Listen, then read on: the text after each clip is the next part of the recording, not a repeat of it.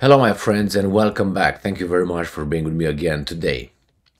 Russia tells us how it would react if Belarus is attacked.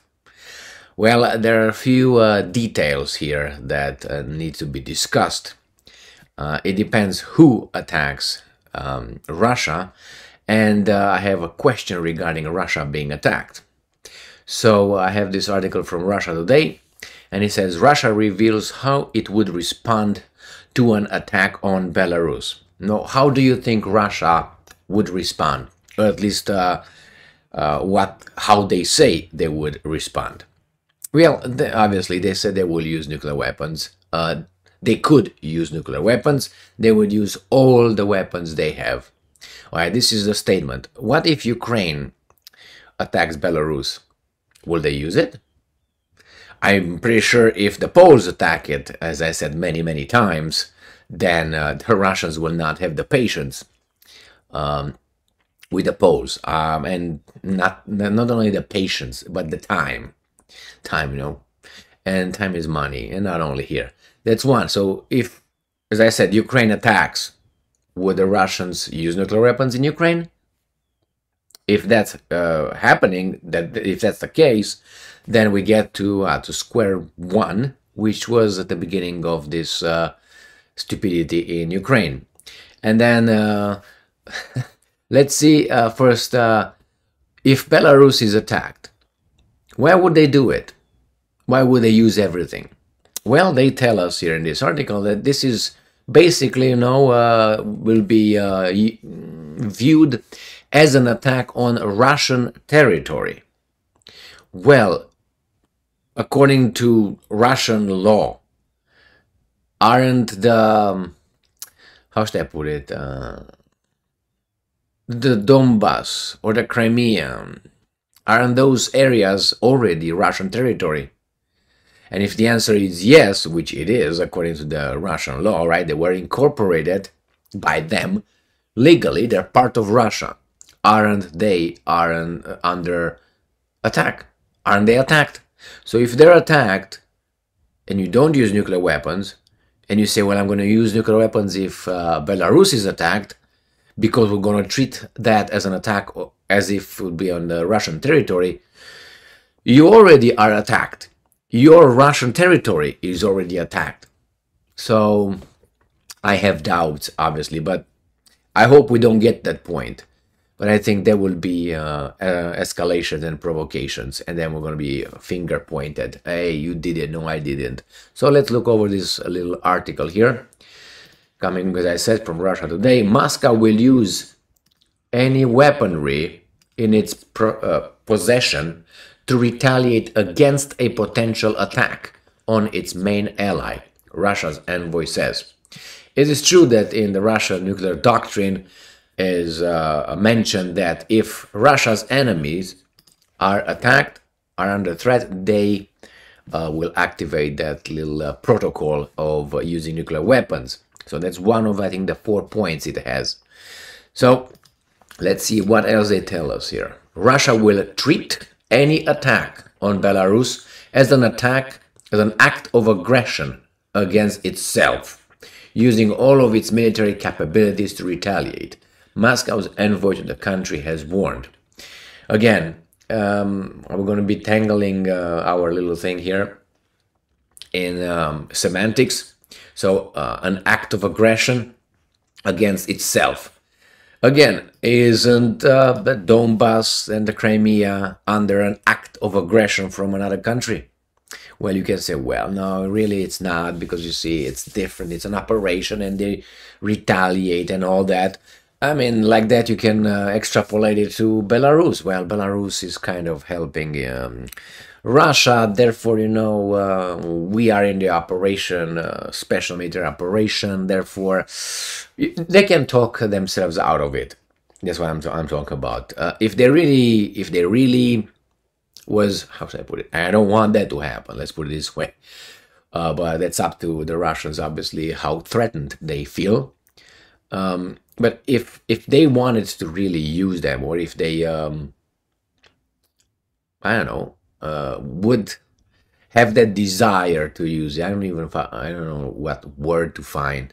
But if they really wanted to use nuclear weapons, they could have found a reason.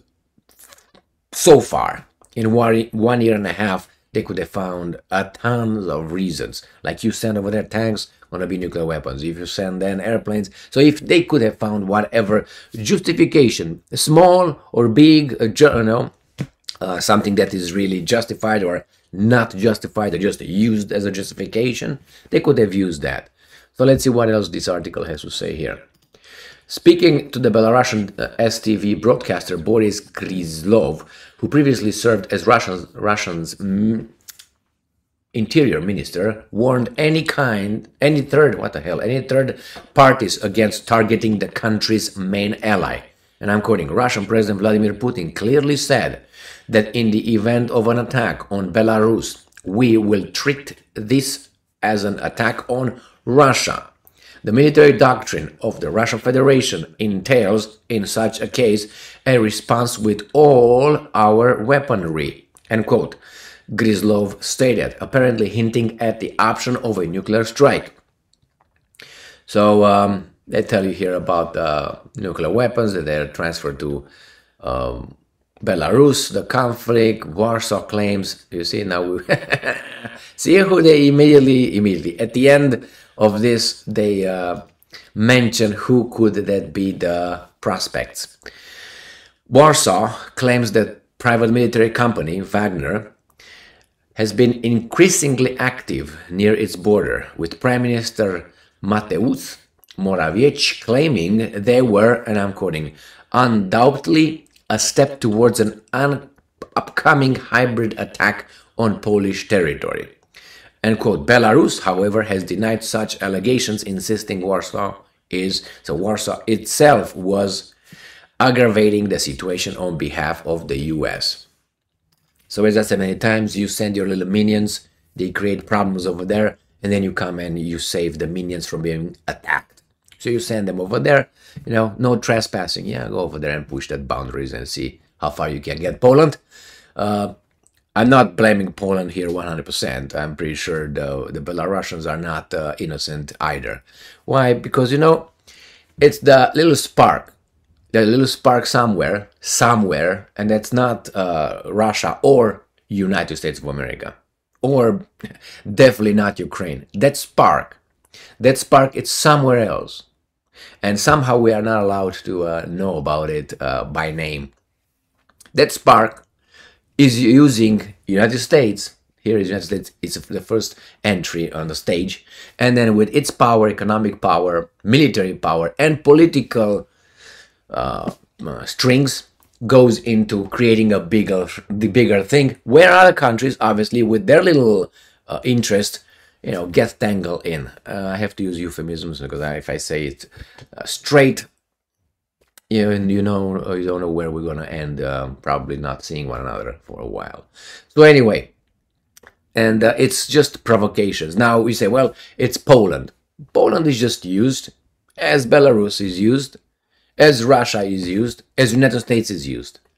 I don't think is the US is Biden and 3 idiots over there, which they are very, very, I don't think I'm not think.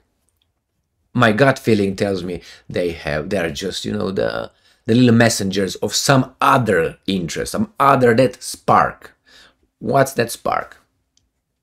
Because I don't think it's Borrell and Ursula and Maharishi Sunak and what's his name, Scholz and Macron. These guys are just weasels. They're just the weapon used by something to trigger something. So over there at the border, the Poles can say, well, it's the Belarusians.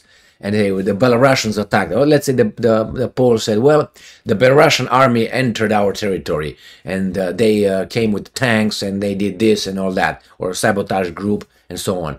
What are the Poles going to do after that? Are going to attack Belarus? It depends what the spark wants. If the spark says yes, they will do that, and then where to go from there. And the Poles will act in self-defense. How did we get here? Not from the Ukrainians, not from Zelensky, not from the spark. That's how I'm going to call it from now on. Because that's what it is, a spark. that comes with the ideas of doing this, and then they just ignite it, puck, and then creates the big fire. Thank you very much for being with me again today. The Russians, I don't think they will probably threaten and maybe give an ultimatum, and could probably use, low intensity, local, let's put it this way, nuclear weapons, if they would use it. But I don't think the Poles are so, and they know.